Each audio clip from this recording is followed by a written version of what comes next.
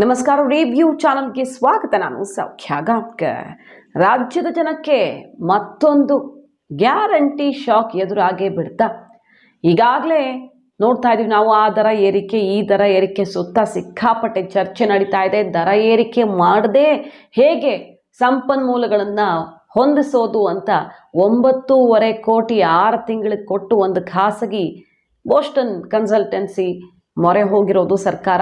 ಐಡಿಯಾಗಳಿಗಾಗಿ ಈ ಸುದ್ದಿಗಳನ್ನೆಲ್ಲ ನೀವು ನೋಡಿದ್ದೀರಲ್ಲ. ಈಗ ಗ್ಯಾರಂಟಿಗಾಗಿ ಲೆಕ್ಕರಾಮಯ್ಯ ಸಿಕ್ಕಾಪಟ್ಟೆ ಸ್ಮಾರ್ಟ್ ಐಡಿಯಾ ಮಾಡಿಬಿಟ್ಟಿದ್ದಾರ.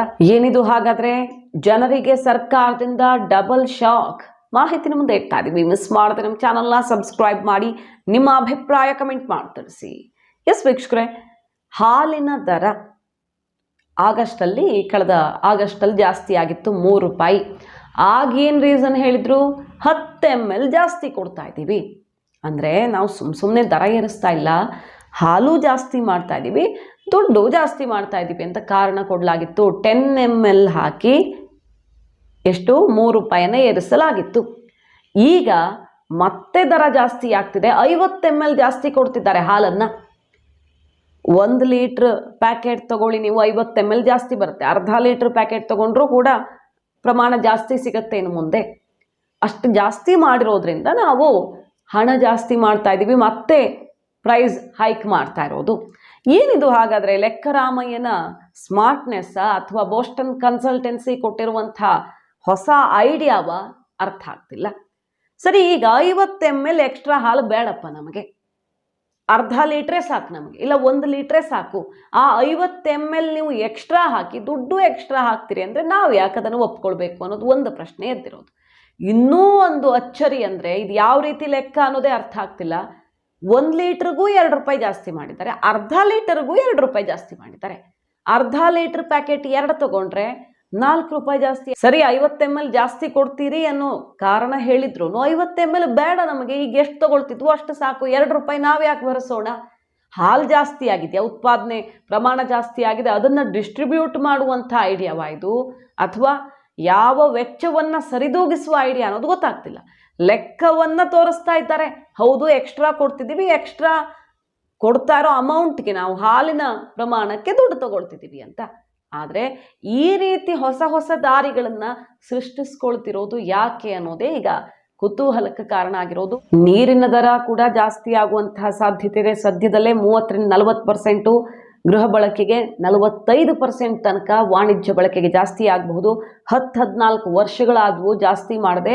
ಈಗ ಅನಿವಾರ್ಯ ಅನ್ನೋ ಮಾತುಗಳನ್ನು ಉಪಮುಖ್ಯಮಂತ್ರಿಗಳು ಆಡಿದ್ದು ನೋಡಿದ್ವಿ. ರಾಮಲಿಂಗಾರೆಡ್ಡಿ ಅವರು ಬಸ್ ದರ ಏರಿಸಲೇಬೇಕು, ಅನಿವಾರ್ಯ ಅಂತ ಹೇಳ್ತಾರೆ. ಆರ್ಥಿಕ ಸಲಹೆಗಾರರಾದ ಬಸವರಾಜ ರಾಯರೆಡ್ಡಿ ಅವರು ಹೌದು, ಇದಕ್ಕೆಲ್ಲ ಖರ್ಚು ವೆಚ್ಚಕ್ಕೆ ಸರಿದೂಗಿಸೋದಕ್ಕೆ ಪೂರಕವಾಗಿ ಎಲ್ಲ ಮಾಡಲೇಬೇಕಾಗತ್ತಲ್ಲ ಅನ್ನೋ ಮಾತುಗಳನ್ನು ಆಡಿದ್ರು. ಮೊನ್ನೆ ಅಷ್ಟೇ ಮುಖ್ಯಮಂತ್ರಿ ಸಿದ್ದರಾಮಯ್ಯನವರು ಹೇಳ್ತಾರೆ, ಸಂಪನ್ಮೂಲ ತರಬೇಡುವ, ಹಾಗಾದರೆ 60,000 ಕೋಟಿ ಗ್ಯಾರಂಟಿ ಕೊಡ್ತಾ ಇದ್ದೀವಿ, ನಾವು ಡೆವಲಪ್ಮೆಂಟ್ ಮಾಡೋದಕ್ಕೋಸ್ಕರ ದರ ಏರಿಕೆ ಮಾಡ್ತಿದ್ವಿ. ಮೋದಿ ಸರ್ಕಾರ ಮಾಡಿದಾಗ ಕೇಳಲ್ಲ ನೀವು, ಕ್ರೂಡ್ ಆಯಿಲ್ ಕಡಿಮೆ ಇದ್ದರೂ ರೇಟ್ ಜಾಸ್ತಿ ಮಾಡ್ಕೊಂಡು ಬಂದರೂ ಸುಮ್ಮನೆ ಇದ್ದೀರಿ, ನಾವು ಮಾಡಿದಾಗ ಯಾಕೆ ಕೇಳ್ತೀರಿ ಅಂತ. ಮಾಧ್ಯಮದವ್ರಿಗೆ ಉತ್ತರ ಕೊಡಬೇಡಿ, ನೀವು ಜನರಿಗೆ ಉತ್ತರ ಕೊಡಿ.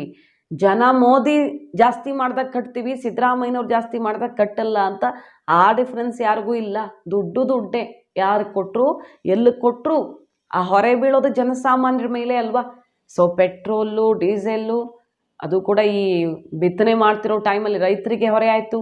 ಈಗ ಹಾಲಿನ ದರ ಜಾಸ್ತಿ ಆಗ್ತಾ ಇದೆ, ನೀರು ಎಲ್ಲದಕ್ಕೂ ಕೂಡ ಬರೆ ಬೀಳ್ತಾ ಇದೆಯಾ. ಗ್ಯಾರಂಟಿ ದೊಡ್ಡ ಮಟ್ಟದಲ್ಲಿ ಒತ್ತಡ ಸೃಷ್ಟಿಸಿದೆ, ಸರ್ಕಾರಕ್ಕೆ ಉಸಿರುಗಟ್ಟಿಸ್ತಾ ಇದೆ. ಹಾಗಾಗಿ ಸಿದ್ದರಾಮಯ್ಯನವರು ಸ್ಮಾರ್ಟ್ ದಾರಿ ಕಂಡುಕೊಳ್ಳುತ್ತಿದ್ದಾರೆ ಅನ್ನೋದ್ರ ಬಗ್ಗೆ ಸುದ್ದಿಗಳು ಸದ್ದು ಮಾಡ್ತೀವಿ. ಎಲ್ಲ ಬೇರೆ ಬೇರೆ ಇಲಾಖೆಗಳಿಂದ ಬಂಡವಾಳ ಹಿಂತೆಗೆತದ ಬಗ್ಗೆ ಪರಿಶೀಲನೆ ಆಗ್ತಿದೆ. 25,000 ಎಕರೆ ನಗದೀಕರಣದ ಬಗ್ಗೆ ಪ್ಲ್ಯಾನ್ ಆಗ್ತಿರೋ ಸುದ್ದಿ ಬೆಂಗಳೂರಿನ ಸುತ್ತಮುತ್ತ. ಹಾಗೆ ಎಲ್ಲಿ ಟ್ಯಾಕ್ಸ್ ಹಾಕಬಹುದು, ಎಲ್ಲಿಂದ ನಾವು ಹೆಚ್ಚಿನ ಆದಾಯವನ್ನು ಟ್ಯಾಕ್ಸ್ ಹಾಕದೇ ಪಡ್ಕೊಳ್ಬಹುದು, ಕೊಟ್ಟಂಗೂ ಆಗಬೇಕು ತಗೊಂಡಂಗೂ ಆಗಬೇಕು ಅನ್ನೋ ಪ್ಲ್ಯಾನ್ಗಳು. ಬೋಸ್ಟನ್ ಕನ್ಸಲ್ಟೆನ್ಸಿ ಸಿಕ್ಕಾಪಟ್ಟೆ ಸ್ಮಾರ್ಟ್ನೆಸ್ಸನ್ನು ಸರ್ಕಾರಕ್ಕೆ ವರದಿಯಾಗಿ ಕೊಟ್ಟಿದೆಯಾ ಗೊತ್ತಿಲ್ಲ. ಒಟ್ಟಿನಲ್ಲಿ ಈಗ ನಮಗೆ ಬೇಕೋ ಬೇಡವೋ ಯಾರೂ ಕೇಳಿಲ್ಲ, ಎಕ್ಸ್ಟ್ರಾ ಕೊಡ್ತಿದ್ದೀವಿ, ಹಾಗಾಗಿ ಎಕ್ಸ್ಟ್ರಾ ದುಡ್ಡು ಕೊಡಿ ಅಂತ ಹೇಳ್ತಿದ್ದಾರೆ.